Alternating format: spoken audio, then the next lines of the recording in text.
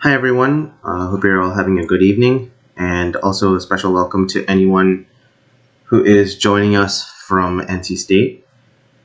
So my name is Shriram Venkat, and today I'm going to be talking to you a little bit about the mathematics of Carnatic music. And so this presentation, as Kapil mentioned before, is going to be aimed at an audience that is not familiar with either Carnatic music or the mathematics that is involved in the presentation. So the first thing I'll be doing is going over a brief introduction of what is Carnatic music and also an introduction of the mathematics that we're going to use in the presentation. If at any point during the presentation you have questions or comments, please feel free to post them in the chat. We'll be monitoring the chat frequently and we'll address any questions that you might have. And so this is supposed to be an interactive presentation, so the more participation we have from the audience, the better. So let's get started.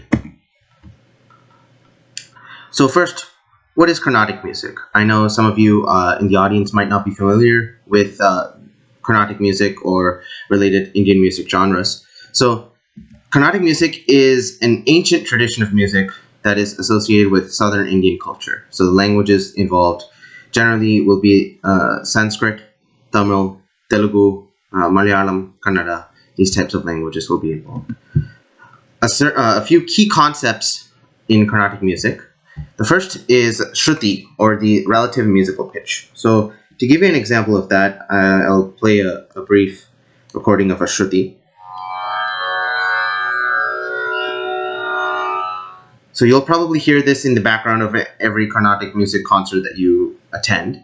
And so basically what this does is it sets the bass note for your musical pitch, and then off of that you can essentially slide up or down the scales, shift them by whatever amount. And then another very important concept of Carnatic music is a raga or a ragam. So a raga is the melodic scale. It's similar to the key signature in Western music. It basically denotes what types of notes are allowed in a composition. So if you have an octave, then you can divide that into 12 semitones. A raga is essentially a selection of which of those semitones are allowed. Then another very important concept in Carnatic music is Thala, or the rhythmic cycle. It's similar to the time signature in Western music. And so the Thala basically delineates the speed and also the divisions of like the measures and how many beats come per line of the composition, essentially. And an important thing to note is that Carnatic music incorporates a lot of improvisational singing. In this way, it's similar to jazz music. And the picture here is of the Trinity or the Trimurtis of Carnatic music, Saint Tyagaraja, Sri Muthuswami Dikshidhar, and Sri Syama Sastri. And so these are essentially the founding fathers of Carnatic music. They have composed thousands of kritis and are widely regarded in Carnatic music.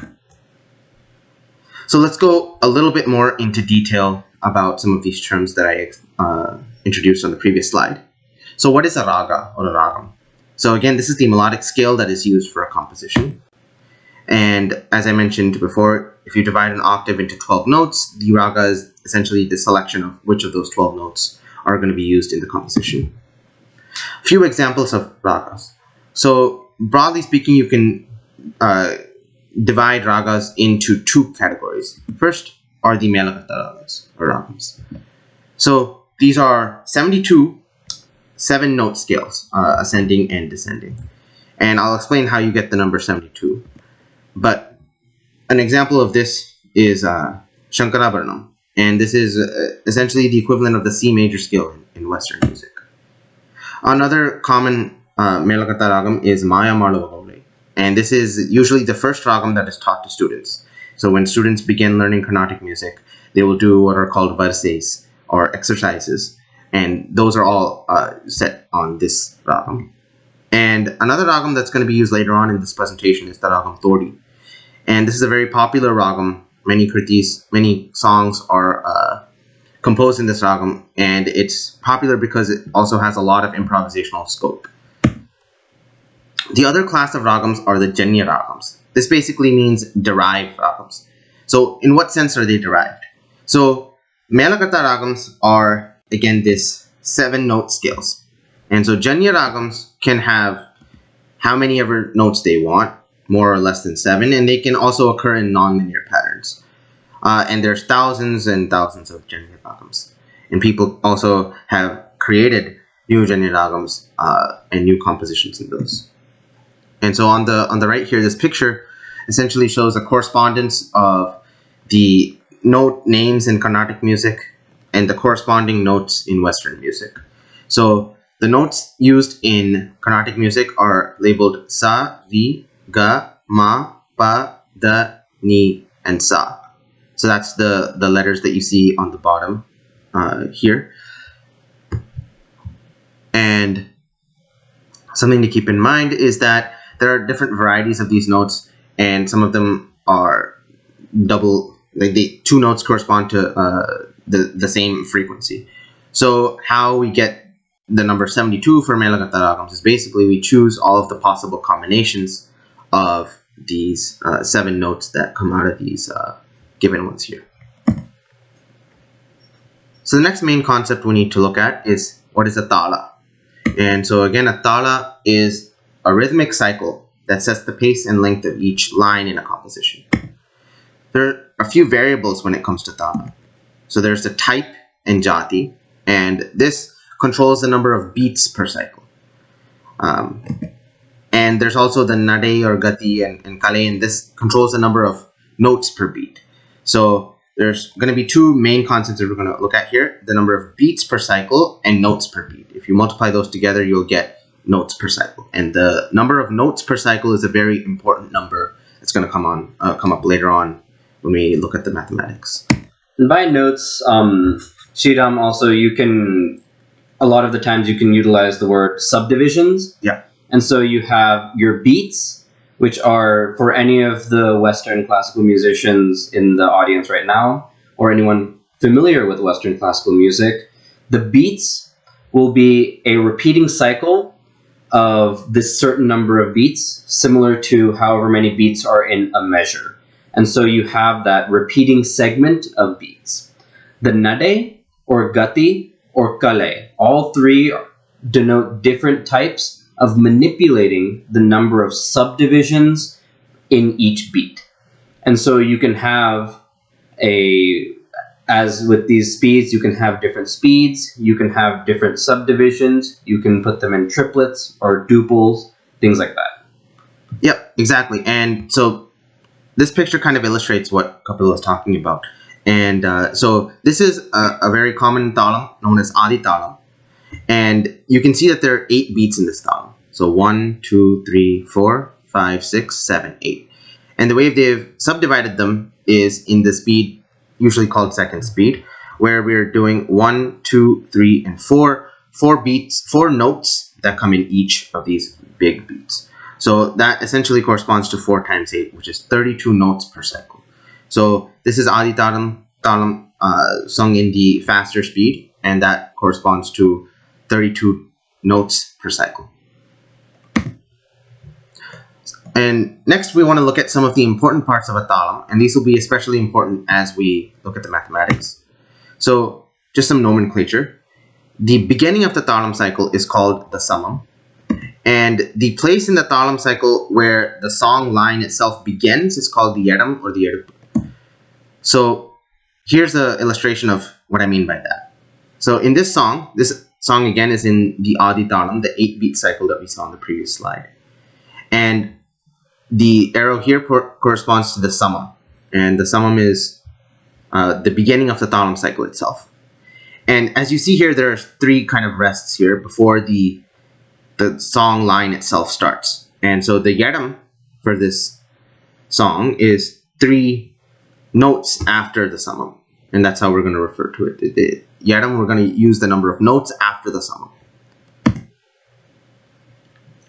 So we already looked at Adi Thalam, but let's look at a couple of other common thalams that show up in Carnatic music.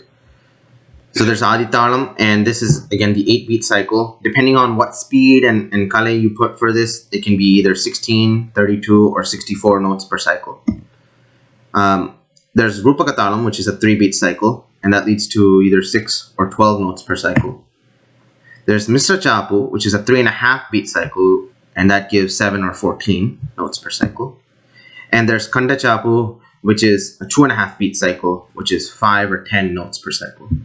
And again, this notes per cycle number is the important number that we're going to look at when we do the mathematics. And it's important to remember that that number can change depending on what speed you're singing at and also what nade or gati you're singing at.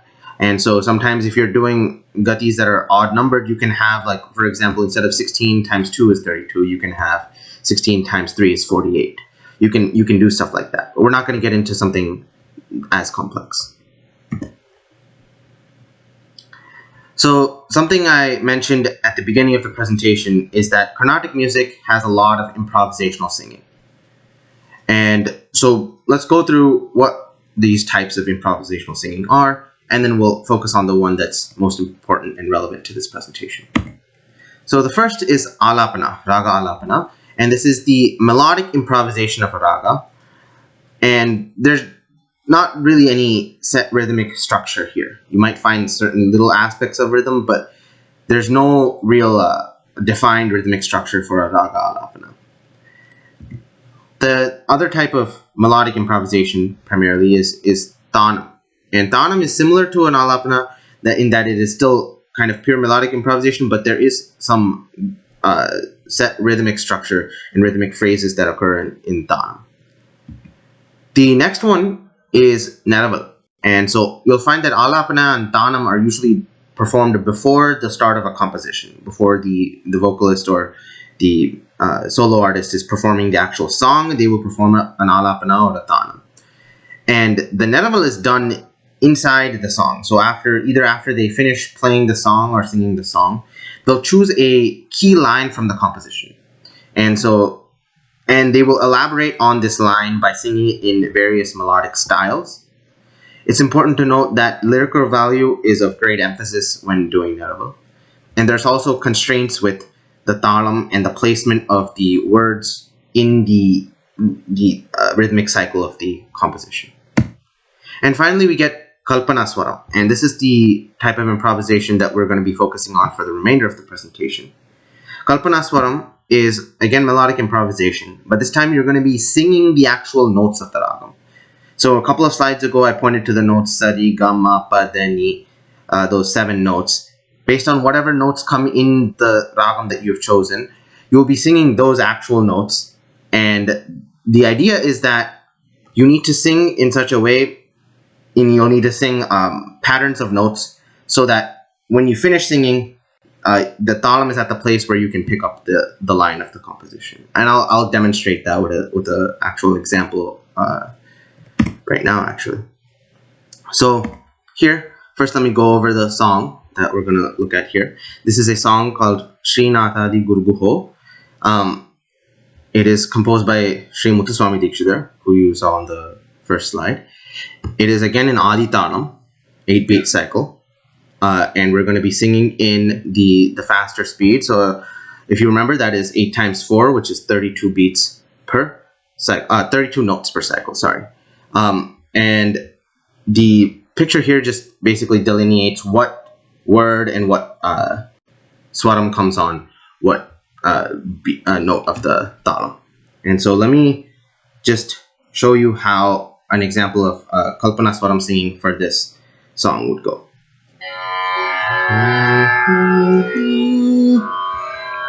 Srinathadi Guruguho Jayadi Jayadi Srinathadi Guruguho Jayadi Jayadi Srinathadi Guruguho Nidava Magari Srinathadi Padani Sari Sa Nidava Magari Sani Srinathadi Guruguho. Okay, so before we go into the Kalpanaswaram demonstration, you may have been wondering, what exactly were we doing with our hands? For anyone who is not familiar with Carnatic music, this is often like a little bit of a foreign concept. But if you go to a Carnatic music concert, you'll see several people, including the artist on stage, will be doing this with their hands. So this denotes the beats in the cycle. And so we were talking about how Aditalam is 8 beats of the cycle. So in this diagram, you can see all 8 beats. You have the subdivisions.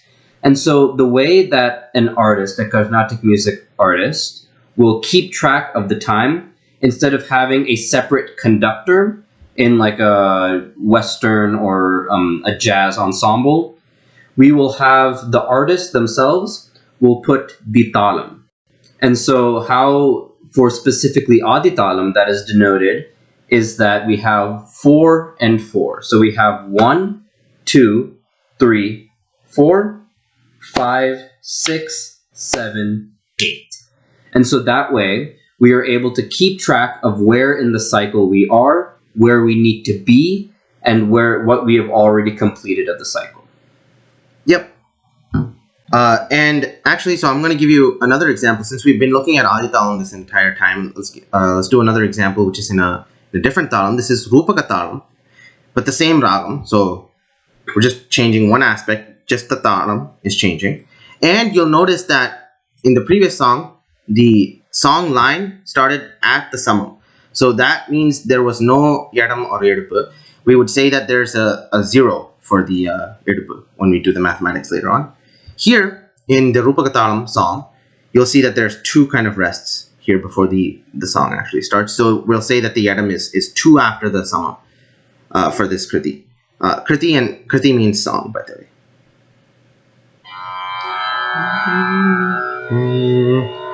Chatarupani bhachelam janmachitamamakila Chatarupani bhachelam Magari gama Chatarupani bhachelam Padani sarisa sani davama gama Chatarupa Magari zani sa sani davama pa Magari zari gama Chatarupani bhachelam.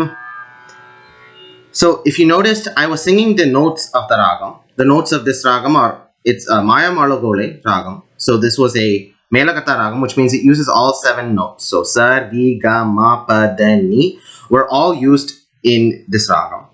And so what I was doing when I did the Kalpana Swaram is I have to generate patterns of notes such that when I finish singing those notes, I'm at the place in the talam to pick up the song. So whatever set of notes I sing has to end 2 notes after the song, and because that's where the song starts. And so that's the goal of Kalpana Swaram, to be able to create patterns of notes that end exactly where the song line starts. Now let's look at the mathematics involved in making some of these patterns and how we can use some ideas and concepts from specifically modular arithmetic. So for those of you familiar to this modular arithmetic, this will be a very basic introduction. But for those of you who are more familiar with the Carnatic music side of this presentation, this might be a nice introduction to an area of math that is very easy to grasp, but has some profound consequences when it comes to at least applying this to Carnatic music. So what do we mean by modular arithmetic? So let's start off by looking at the integers. What do I mean by the integers? These are the numbers 0, 1, 2, 3, and also -1, -2, -3. So basically positive or negative whole numbers is what I mean by integers. And let's try dividing the integers into little bins. What's one way we can bin the integers? Let's look at, for example, the remainder that you get when you divide by a given number. For the sake of this example, I'm going to take the given number n to be 3. So let's take every integer and divide it by 3, and then take the remainder. And then we're going to say that 2 numbers go in the same bin, or that they're equivalent, if they have the same remainder when divided by 3, in this case. So that means we're doing modulo 3.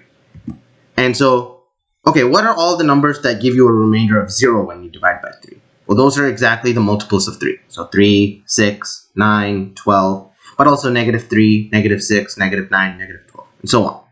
What are all the numbers that will give you a remainder of 1 when you divide by 3? That's going to be 4, 7, 10, and so on.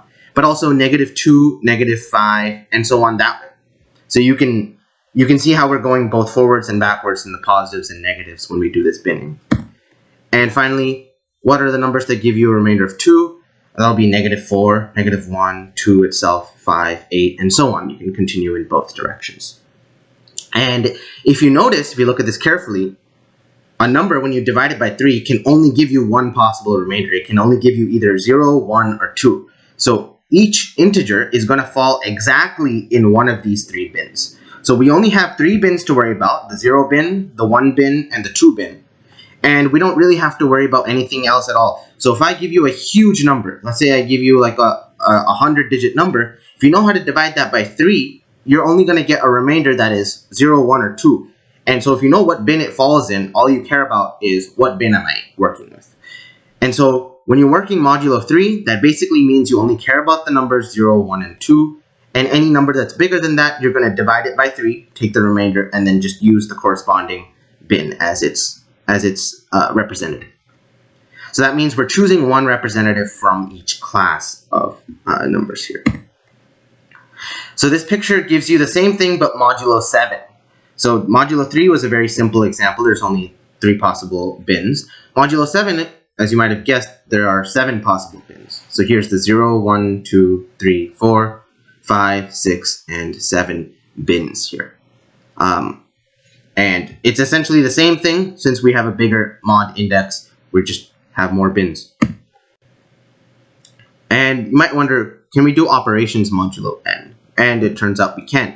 For example, addition. Addition is really just the same as usual addition. All you have to do is reduce the result modulo n. So for example, let's say we're working mod 7, as in the picture. Let's consider 3 plus 5.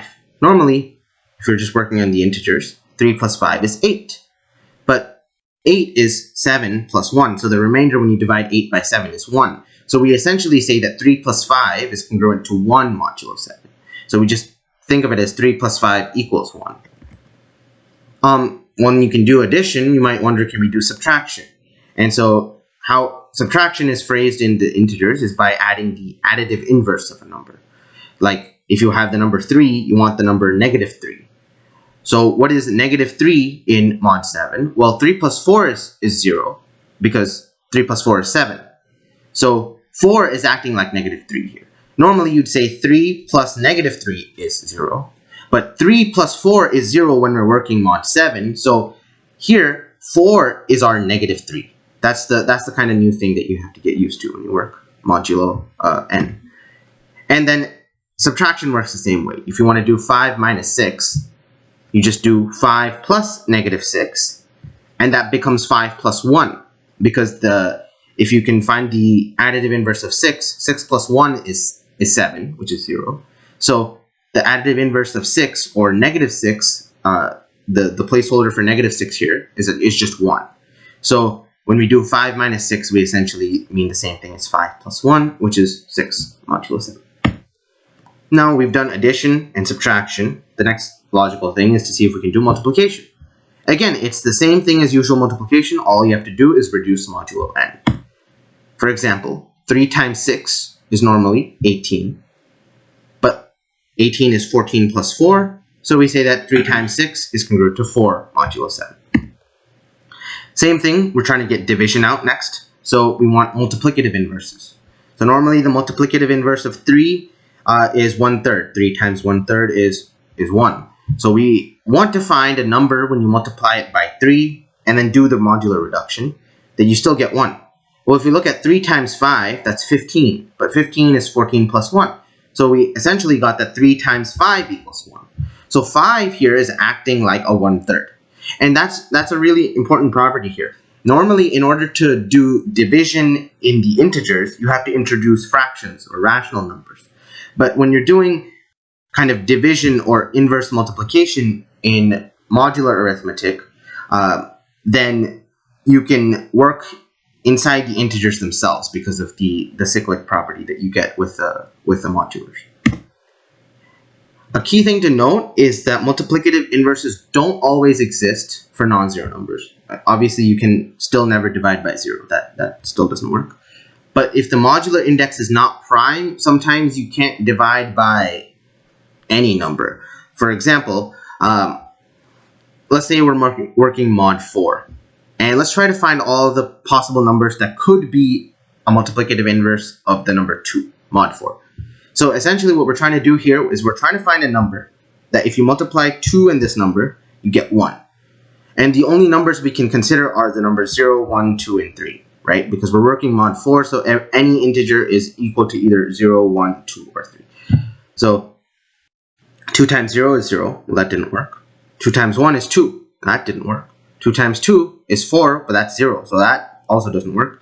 2 times 3 is 6. That's 2 mod 4. So we just saw that all the possible combinations, none of them led to something being equal to 1. So we see that 2 doesn't actually have a multiplicative inverse, mod 4. And that means we can't divide by 2 when we're doing mod 4. So a result is that if m is relatively prime to n, m will have a multiplicative inverse mod n. What that means is that if two numbers don't share any common factors, then you can do the kind of division. So you see that 2 and 4 obviously have a common factor of 2. So that's the reason why the above example didn't actually work out. Yeah, and so the reason we do all this modular stuff, you may be wondering, oh, why are we not just doing addition, or why are we not just subtracting? And so if you think about the improvisational aspect of Carnatic music, you are doing a lot of math on the fly. And so this means you, while you are singing, your mind has to be thinking about what comes next.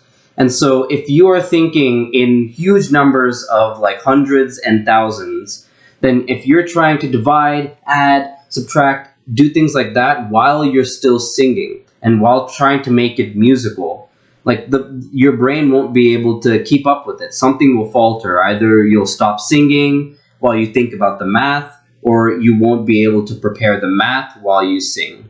And so the reason we do this modular arithmetic is that, like Sriram was saying, you can put basically every number into categories.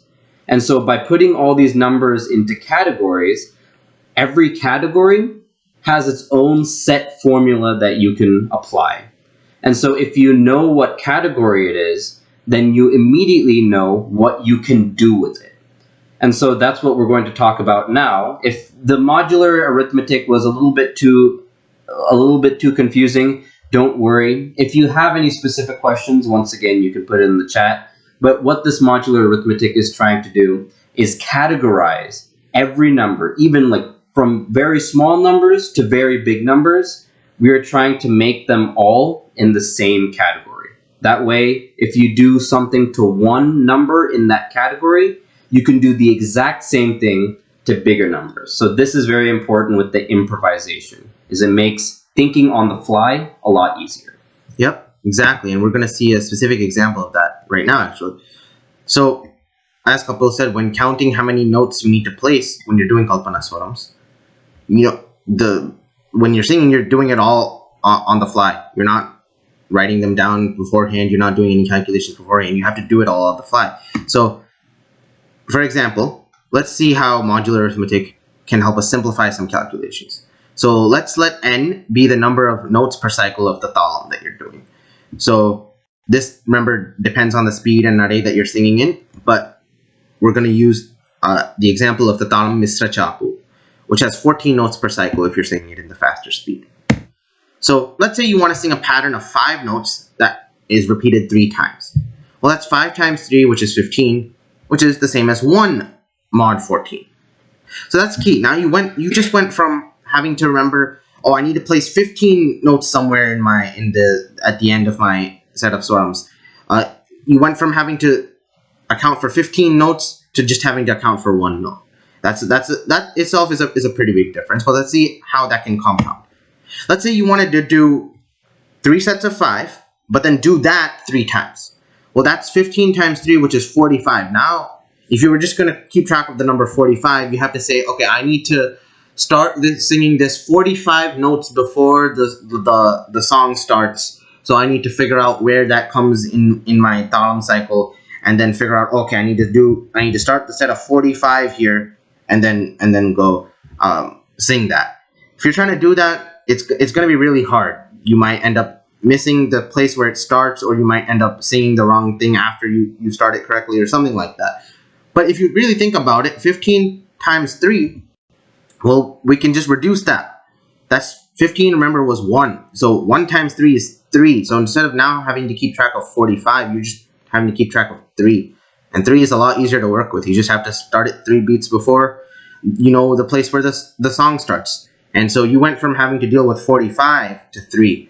And so that itself should really show you like how using modular arithmetic can really simplify some of these head calculations as you're singing Kalpanaswarams. And now we're going to get into the kind of final part of the presentation. And this involves deriving a formula that'll tell you how many notes you need to put into what is called a chord wave. And so what is a chord wave? A common technique when doing Kalpanaswarams or improvisational singing is to create a final pattern of notes, swarams, that is called a chord wave. So chord waves are patterns of notes that are repeated 3 times. Basically, you determine a set pattern of notes, and then you repeat the pattern 3 times, is a broad generalization of how that's done.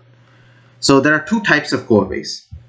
There's the samam tiyadam chord wave. If you recall, samam is the place where the thalam cycle starts, and yadam is the place where the song line starts with respect to the start of the thalam. That's one type. Samam tiyadam is a one type of chord wave. And the other type is yadam tiyadam. So 2 types of chord waves, common types, samam tiyadam and yadam tiyadam.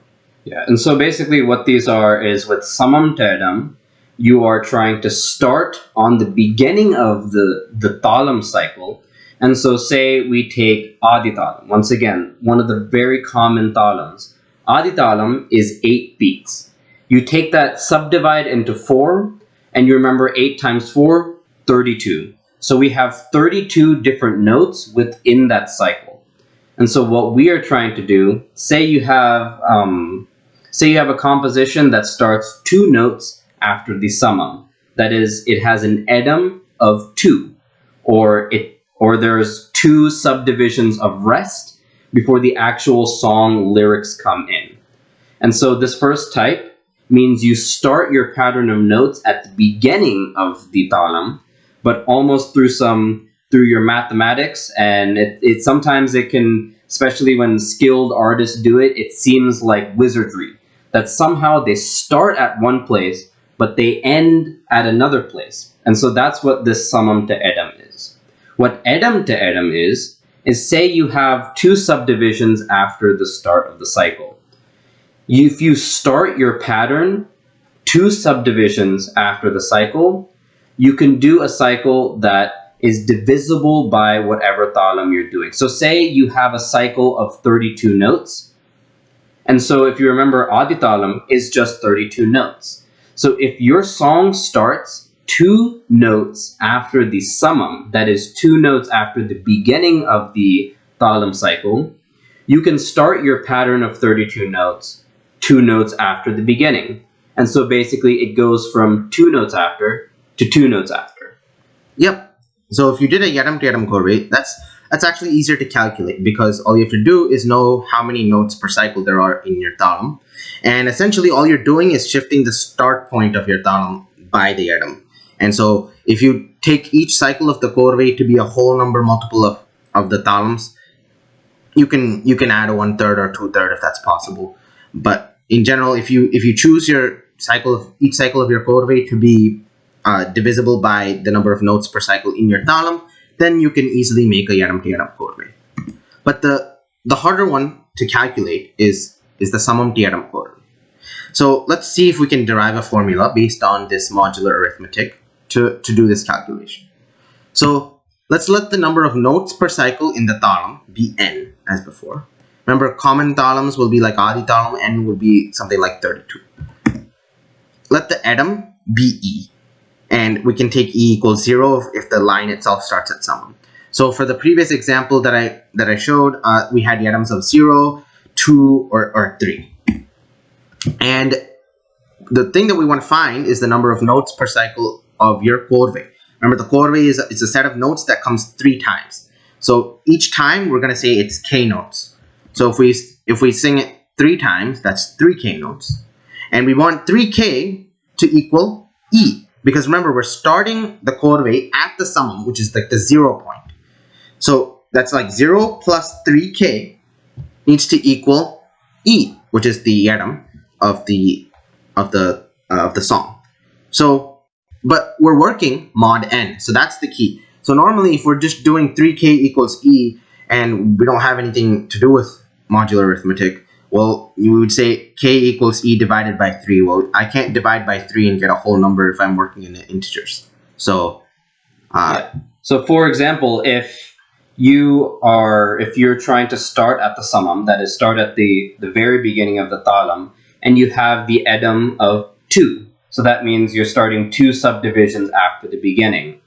If you try to divide 2, which is E, by 3, you get 2/3. But 2/3 is very difficult to deal with, especially if you recall, we're working with 4 subdivisions. So each beat has 4 subdivisions. And so suddenly you're going to have to do the math of how do we do 4 into 3? yeah. And so that's something that that is very extremely difficult to do. And so this is where the modular arithmetic comes into play, so that you can deal with just integers. You can deal with easy whole numbers. You don't have to do this 4 into 3. You don't have to work with fractions. That's basically what we're trying to get at here. Yep. So instead of dividing by 3, as we would do in the integers, we instead multiply by the multiplicative inverse of 3.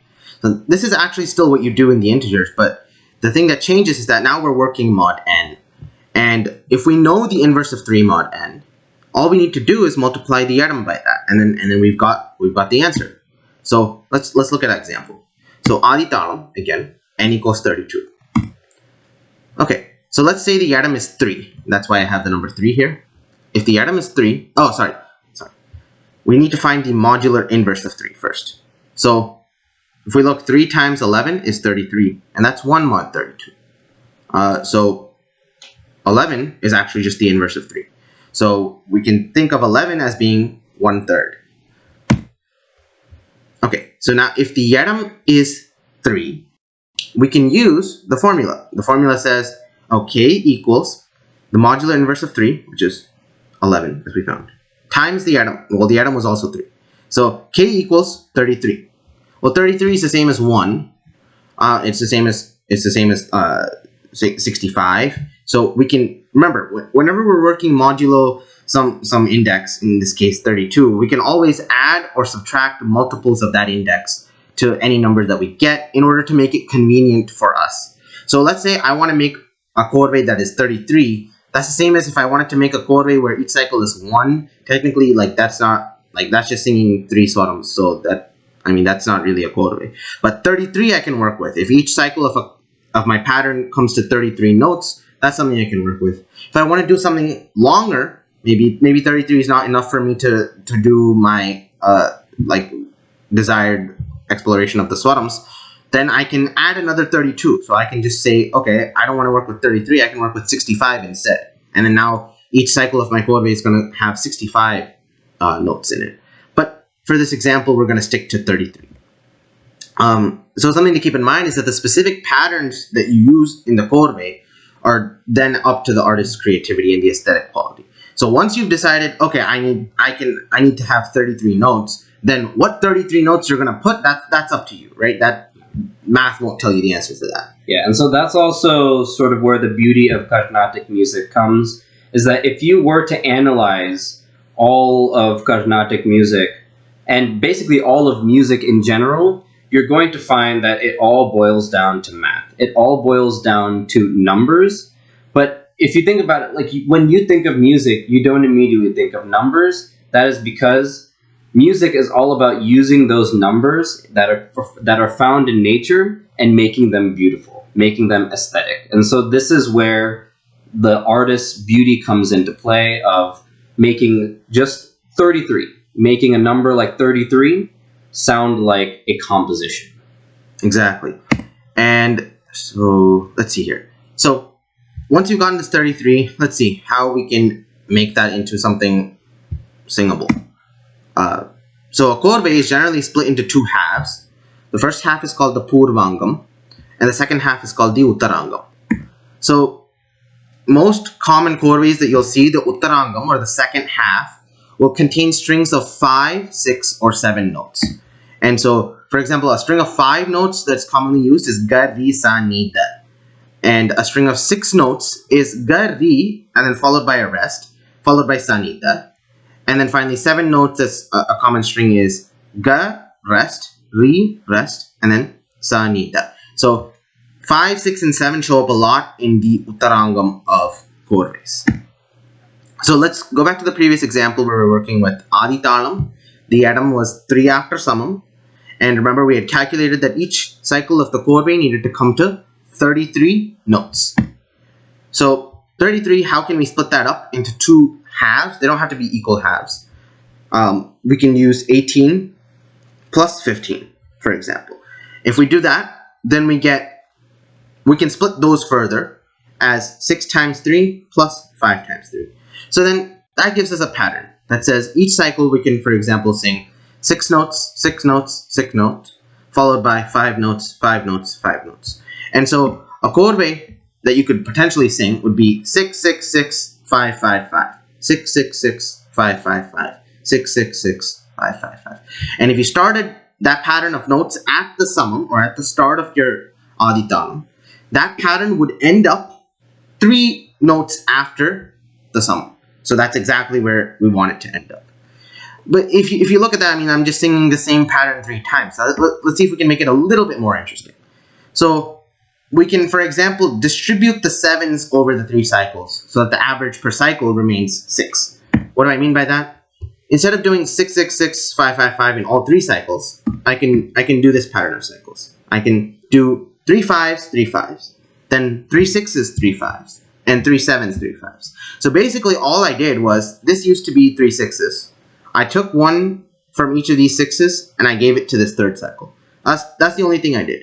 So this has the same exact calculation as the original, except it's a little bit more interesting because instead of just singing the same kind of mathematical pattern over and over again, we are actually building it up a little bit.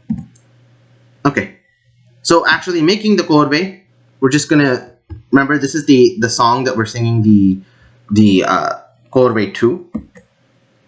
And so the first time I'm gonna sing the chord wave, but just the 6 6 6 5 5 5, that repeated 3 times. Okay, so that's gonna be the first iteration, which is just, okay, I know I need to have 33. What is the most basic thing I can probably put for 33 swellums?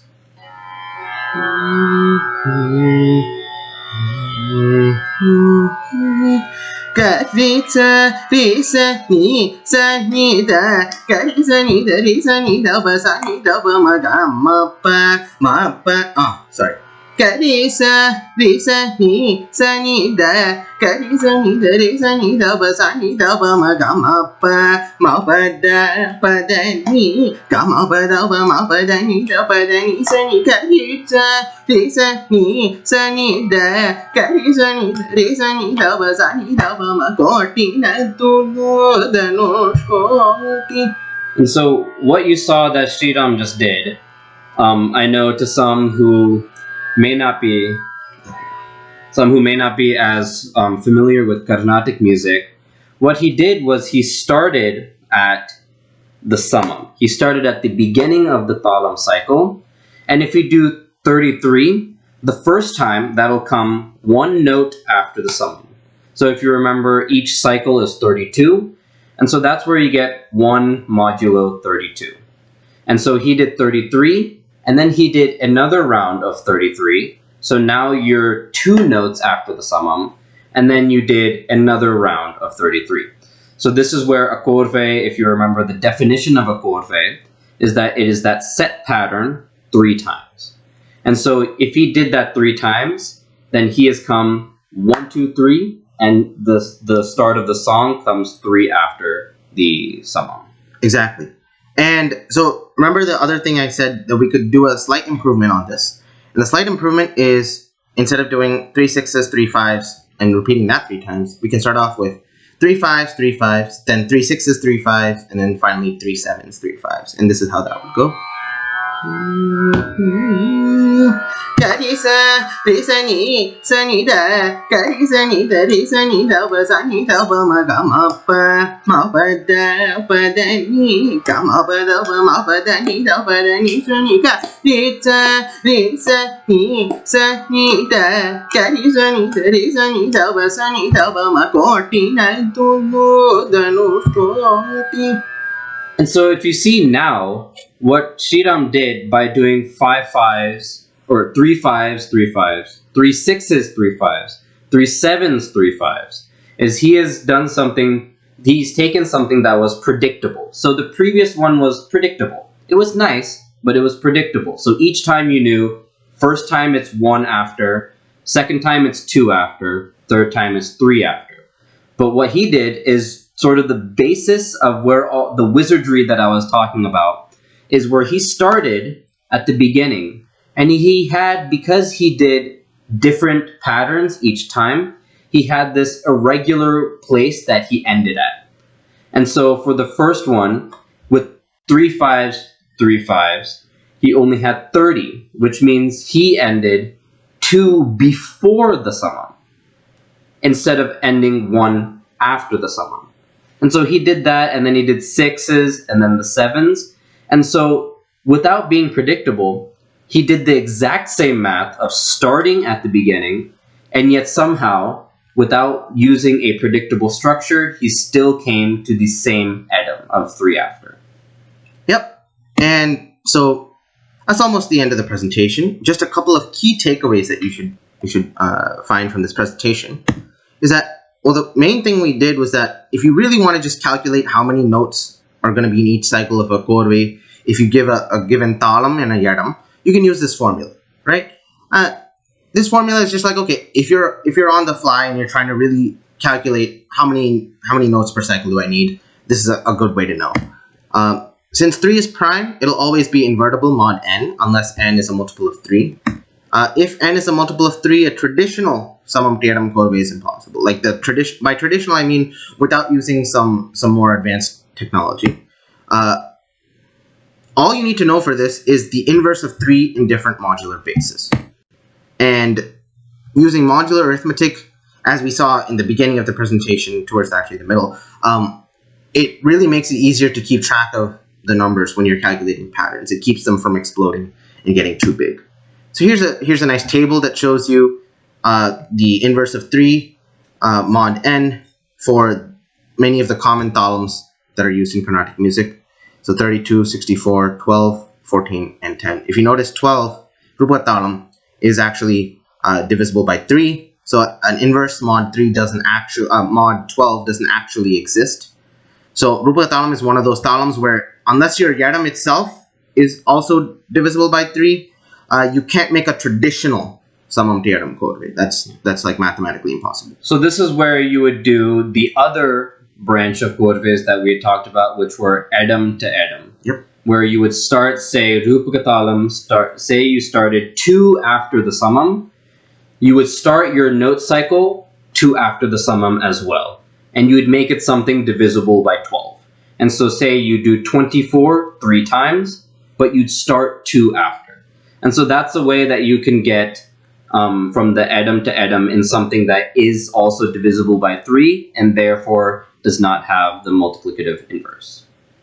Yep. And finally, a couple of improvements and notes.